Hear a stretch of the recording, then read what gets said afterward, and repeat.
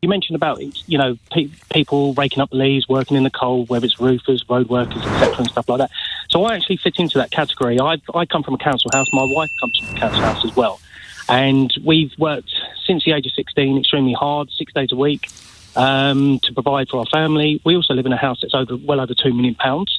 And obviously this mansion tax is a huge worry for us because obviously we put all of our money and savings, etc., renovations and so on into this property that we'd like to hand down to our children. You ever notice how, whenever the government announces a budget, the same predictable outrage starts rolling in almost instantly? Suddenly, the loudest voices in the room are people demanding world-class public services, safer streets, better healthcare, stronger infrastructure, basically all the benefits of a country that actually functions well. But the moment someone mentions paying for any of it, that's where the enthusiasm mysteriously disappears. Before we dive into the full story, comment where you're watching, and don't forget to like and subscribe so you don't miss the next one. Because what you're about to hear is honestly one of the most perfect examples of modern British political contradiction that I've seen in a while. So yesterday here in the UK, the government unveiled its latest budget, essentially the country's spending plan, where money gets spent, who pays more, who pays less, and naturally, who gets angry. And almost immediately,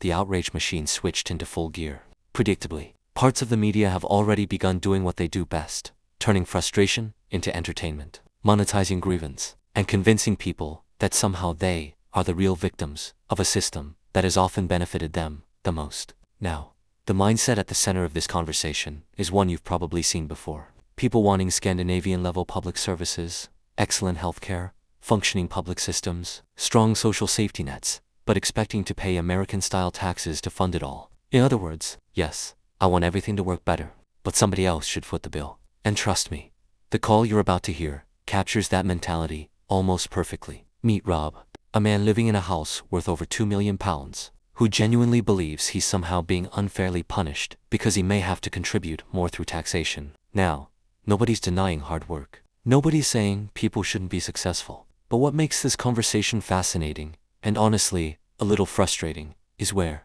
Rob immediately turns when asked a very simple question. If you shouldn't contribute more, then who should? And let me tell you right now, the answer says everything. Because instead of questioning broken systems, failed policies, or the people at the very top, wait until you hear who he thinks should carry the burden instead. It's one of those moments where the logic completely collapses in real time. So let's watch this together first. And afterwards, I'll give you my full thoughts on why this mindset has become so common, and why it might be doing more damage to political debate in Britain than most people realize. You mentioned about, people raking up leaves, working in the cold, whether it's roofers, road workers, etc., and stuff like that. So I actually fit into that category. I come from a council house. My wife comes from a council house as well. And we've worked since the age of 16 extremely hard, 6 days a week, to provide for our family. We also live in a house that's well over £2 million. And obviously this mansion tax is a huge worry for us because obviously we put all of our money and savings, etc., renovations and so on into this property that we'd like to hand down to our children. And at the same time, I think it's a little bit unfair that we're going to be taxed on something. One, I've paid a huge amount of tax in as I've gone along, and two, I've come from nothing. So it's not as if I'm sitting around doing any, not working hard, not out on the street, etc., and stuff like that. So just as I say, I mean, that's where I feel it's a little bit unfair. I don't really understand which bit of your biography you think should exclude you from this tax. Well, the fact that why should I be penalised for work? So what does it say to someone who so if you want to achieve things in life, what does it say to someone that if you get to a certain point you have to pay more tax? Well, you already do. We already live in that society. That's what tax thresholds do on income tax. And I get that, and I think they should be putting up income tax. I think they should be keeping an eye on what they spend on welfare. Keeping an eye on how much, if are people actually entitled to mobility cards, etc., and stuff like that, rather than just wasting money. I know we're going a little bit off piece here, but we are and we're not, because you don't arrive at opinions like that by accident. You could turn on the laziest phone-in host in the world and he'll be talking about motability and benefits, and people like you in your £2.5 million house will be thinking, why don't we go after that person there, that disabled person with a car? Why are you coming after me and my £2.5 million house? So it isn't off-piste, is it? It's very, very relevant to this conversation because that's what you've ended up believing. But at the end of the day, what you should be doing as well, they should be doing checks to see if everyone actually needs all of this as well. Yeah, absolutely. We shouldn't be talking about people in £2.5 million houses paying a few grand a year. We should be talking about disabled people in cars. So, but what I'm saying to you, when I know what you're saying to me. I'm listening to every word, Rob. But what I'm saying is, when I started off, I was in the council house, and I've tried. And if you were still there, you wouldn't have to pay a mansion tax. But you're not. So what? But that makes all you're doing is just is completely one-sided. What do you mean it's completely one-sided? I'm going to get hit with it. I'm going to get hit with it as well. We're on the same side. We're both going to be able to do our patriotic duty and plug some of the holes caused by ludicrous political decisions over the last 14 years. Absolutely, but at the same time, the government needs to turn around and say, right, well, where can we save money? Let's go after more disabled people. No, it's not. So again, that's the one you came up with, Rob. That's the one you reached for first, mate. No, I'm not saying that. I'm saying that you need to be more careful. You need to be more. Well, I've got good news for you. BMW and Audi cars are going to be removed from the car scheme for disabled.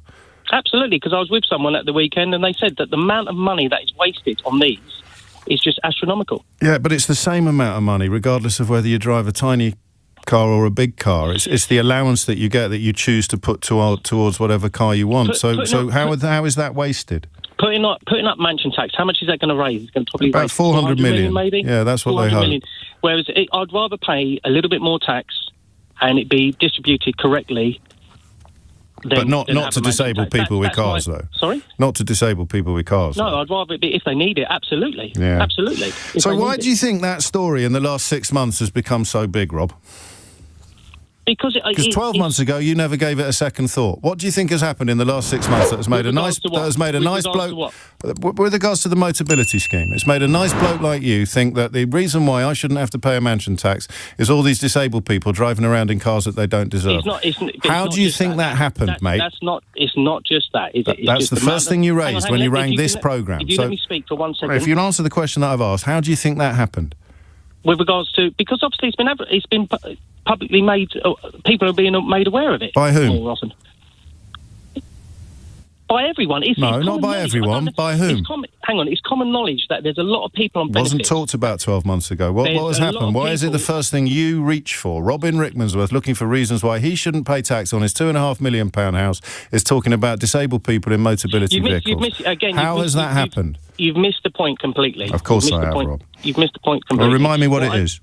What I was saying to you was that when I started working, we had nothing. We've worked extremely hard. I heard all that. Okay? That's not a point. That's a biography. I'll wait for it to be published. Why should we be penalised? Why should I be penalised? Why should we be penalised when the disabled people are driving around in cars isn't being utilised correctly? Oh, that's a different. No, that's not what you're saying. You're saying you shouldn't pay it because you've worked hard and you grew up in a council house. And I'm saying, what's that got to do with the price of eggs? I'm saying the money, the tax as well. Okay, I've no problem in paying more income tax. No problem at all. I think that's the way it should be done. More income tax, clever spending on welfare. Cut the welfare slightly. Which bits, mate? Sorry? Which bits? Again, I'm not down to that, to make that. And I know you're going to say, well, you made that accusation, but at the same time, I just think it needs to be... I know you do, and you're not alone, and loads of people think that they shouldn't be paying more tax, and fair play to you for thinking you should be paying more income tax, but that goes on welfare as well, and that goes on Motability, and with the greatest of respect, if I was having a phone-in about whether or not you should pay more income tax, you might be ringing me to tell me that you'd happily pay a mansion tax, but you don't think you should be paying more income tax. We've got no way of pinning that down. But listen to yourself, and I say this with love. The idea that the financial plight of this country is caused by people in Motability vehicles, people on universal credit or asylum seekers in hotels is absolutely ridiculous. But it has been very deliberately, very carefully and very successfully seeded in the minds of perfectly decent people like you. And it goes hand in hand. The reason why the rhetoric is so attractive is because we think it lets us off the hook. We somehow think that it will make us better off to resist these kind of ideas, but it doesn't. It really doesn't make us better. The only thing that makes us better off is a proper redistribution of wealth. And that involves going after the people who own the newspapers and who buy the television stations and who punt the rhetoric that has got you complaining about the Motability scheme in the context of a conversation about paying £2 or £3 grand a year for the privilege of living in one of the most expensive houses in the country. And that's the end of my TED Talk. So there it is. And honestly, that call perfectly sums up the political conversation we're about to hear all week after this budget. Because for people like Rob and much of the media, amplifying this outrage. It's never really about solutions. It's about blame. First comes the emotional backstory. I came from nothing. I worked hard. And fair enough, hard work matters. But James asks the key question. What does that have to do with paying more taxes when you now live in a £2 million house? That's where the contradiction starts. Rob says he wants better public services, but the moment he's asked to contribute more, the conversation instantly shifts to welfare and disabled people. And that's the bigger issue here. Instead of questioning broken systems or those with the most power, frustration always seems to get redirected at the most vulnerable. That's why this call mattered. Because it wasn't just about one man and one tax bill. It exposed a much bigger mindset, wanting a better country, but always expecting somebody else to pay for it. But what do you think? Was James right?